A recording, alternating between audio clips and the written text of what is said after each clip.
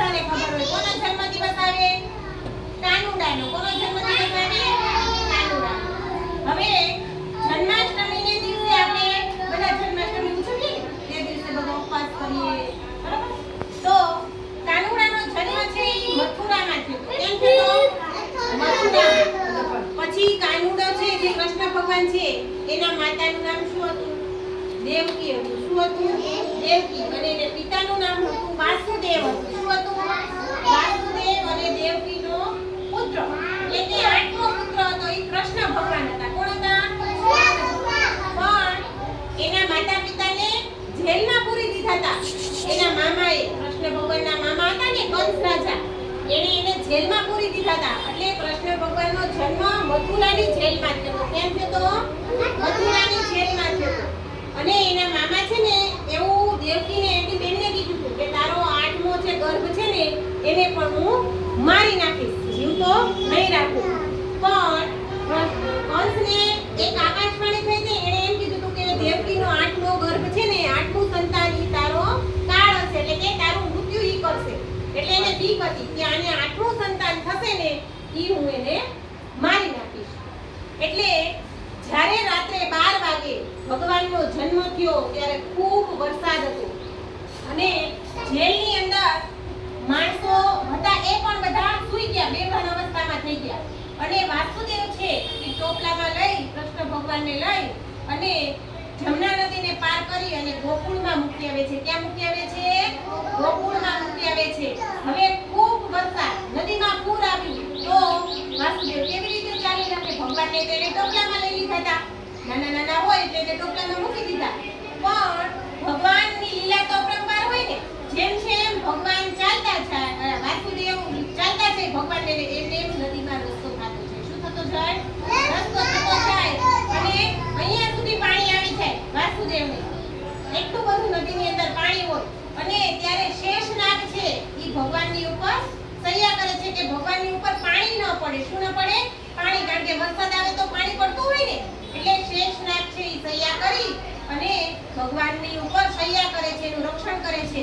અને નદી પાર કરી અને વાસુદેવ નંદ બાબાના ઘરે પહોંચી જાય છે. કોના ઘરે પહોંચી જાય છે? નંદ બાબાના ઘરે પહોંચી જાય છે. અને નંદ બાબાને ત્યાં એક દીકરીનો જન્મ થયો. કોનો જન્મ થયો? દીકરીનો જન્મ થયો. એટલે ભગવાનને, કૃષ્ણ ભગવાનને ત્યાં સુડાવી દે છે અને ત્યાં પુત્રી જન્મીથી લઈ અને વાસુદેવ પાછા મથુરાની જેલમાં આવી જાય છે. અને તરત જ એની મેળે તે ભગવાનની એવી લીલા હોય ને તો દરવાજા બંધ થઈ ગયો અને તરત ઓલી રોવાનો અવાજ આવી ગયો. એટલે તરત એના બધા પહેરેદાર હતા ને એને ખબર પડી ગઈ કે આને કંઈક સંતાન આવ્યું છે. એટલે તરત એને કંસ રાજાને કીધું. એટલે કંસ રાજા તરત આવે છે અને જેલની અંદર એની બેનને જે સંતાનમાં જે બેબી હતી ને એને કઈ ખબર નહોતી. એટલે એને તરત આમ હાથમાં લઈ લે છે અને મચડી અને આમ છે મારવા જાય ને ત્યાં ઈ અદ્રશ્ય થઈ જાય છે. શું છે? કારણ કે ઈ ભગવાન હોય ને એટલે અદ્રશ્ય થઈ જાય છે. અને એને ઈ કહેતા જાય છે કે તારો જે મોત થવાનું છે એને તો આ ધરતી ઉપર જન્મ લઈ લીધો છે. એટલે તારો જે કાળ છે ને એને જન્મ લઈ લીધો છે. ટૂંક સમયમાં જ તારું મૃત્યુ થવાનું છે. હવે ગોકુળમાં તો આનંદ છવાઈ ગયો. હે એની માતા જશોદા હતી અને નંદ બાબા હતા. એને તો ખૂબ આનંદ થઈ ગયો. ગાયું ને ગોપ્યું ને રાસલીલા મંડે કરવા ને માખણ. કૃષ્ણ ભગવાન તો કેવા હતા?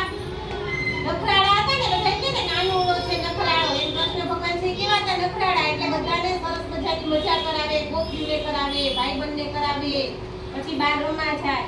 એમ કૃષ્ણ ભગવાન છે મોટા મોટા થવા લાગે છે. અને ગોકુળની અંદર તો જલસા પડી ગયા છે ભાઈ. બધી ગોપીઓ રોજ રોજ કાનુડાને મળવા આવે.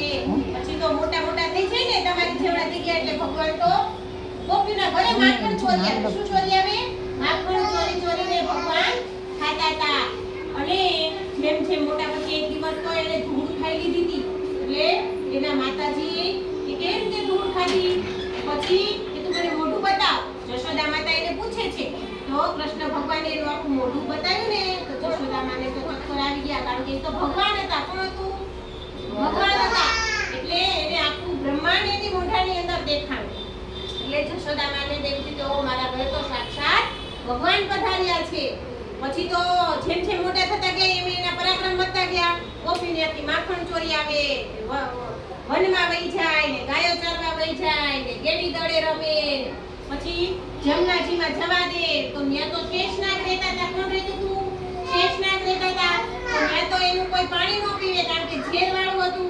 પણ એનો દડો ત્યાં વયો ગયો ને તો કૃષ્ણ ભગવાને તો દુબાકો મારી અને નદીમાં ગયા તો જશોદામાને કેવા આવે છે. જશોદામાં તો બેભાન થઈ ગયા. મારો કાનુડો તો નદીમાં વયો ગયો ને તો શેષનાગ રહે છે. હવે શું થશે મારા